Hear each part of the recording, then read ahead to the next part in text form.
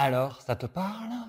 Bonjour, je suis Vincent et aujourd'hui dans cette vidéo, on va parler de la charte de grille. La charte de grille va vous servir au départ de votre shooting. Une fois que vous avez positionné vos lumières et que vous avez positionné votre modèle, vous allez lui donner la charte de grille pour faire une photo avec celle-ci. Et pourquoi une seule photo? Parce qu'en fait, vous aurez besoin d'une seule photo pour pouvoir régler toute votre série sur Lightroom. La charte de grille, comme celle-ci, se compose en fait de 3 cartes. Une grise, une blanche, une noire. Ces 3 cartes sont calibrées. Le gris est un gris neutre, le blanc est un blanc et le noir est un vrai noir. Ce qui va vous permettre de régler automatiquement avec la pipette toutes vos photos. Oui, pour une fois, tu vas gagner du temps. Une fois que vous avez fait cette photo avec la charte de grille et que vous avez toute une série avec le même éclairage, même si vous avez fait bouger le modèle, même si vous avez créé une dynamique pendant votre séance, il ne vous restera plus alors qu'à vous servir de la pipette, de la pointer sur le gris, le blanc ou le noir pour calibrer toute la série de photos. Relativement pratique, non? Je trouve ça relativement pratique pour régler les contrastes et certaines choses au haut niveau de la photo, donc ça permet d'aller beaucoup plus vite, la balance des blancs & co. Mais la charte de grille a quand même sa limite. Et oui,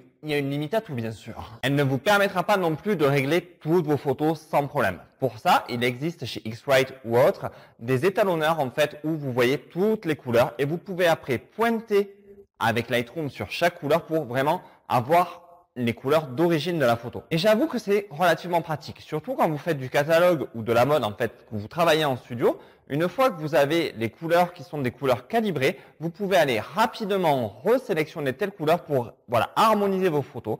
Et si vous travaillez sur une série où vous avez juste par exemple qu'à recalibrer les couleurs, vous pouvez le faire une fois pour toute une série de photos.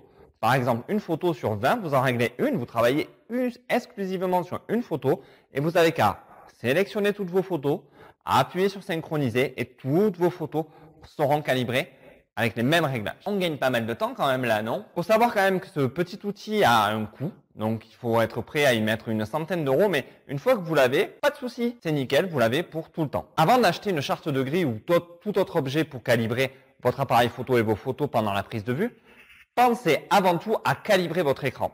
Investissez plutôt dans une sonde, même on va dire une sonde de moyenne gamme, voire entrée de gamme, pour pouvoir calibrer votre écran de manière juste. Car oui mon gars, ça peut être vite dégueulasse à la sortie. Car si votre écran n'est pas calibré au départ, vous aurez un résultat final qui sera médiocre. Le rendu de votre écran ne sera pas du tout identique au rendu de l'impression. Et là, pour vous, ça sera vraiment dommage car vous risquez vraiment de perdre en qualité. Alors oui, avant tout, on privilégie le calibrage de l'écran pour avoir un rendu identique entre votre écran et l'impression. Et après, on peut investir bien sûr dans des petits outils comme une charte de grille ou une charte de couleur chez X-Rite pour pouvoir justement avoir un rendu parfait dans vos photos. Et oui, il suffit pas juste d'appuyer sur un bouton et de faire des photos. Alors maintenant que j'ai fini de parler, je vais t'inviter à aller dans la description pour télécharger le petit e-book avec 7 setups simples et efficaces et les 2 vidéos que je t'offre en fait de la formation Votre Studio Photo qui va t'expliquer en fait comment diriger les modèles, tout ça. Donc je t'invite vraiment à aller dans la description et à télécharger ce petit truc. Je t'invite aussi à liker,